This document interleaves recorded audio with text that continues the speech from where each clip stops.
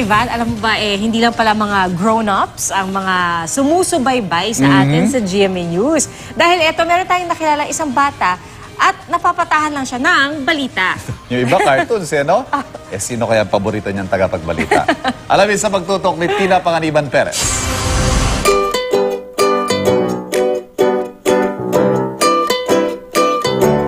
Ang 3 taong gulang na si Jeko, masayahin.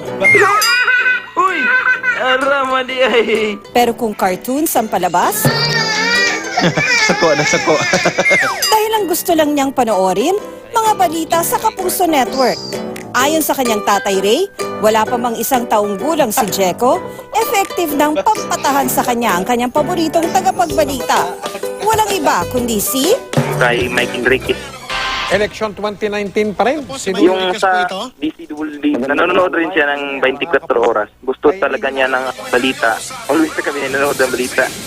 sa sobrang solid kapuso ni Baby Jeko, ito na ang nagsilbi niyang nursery rhyme.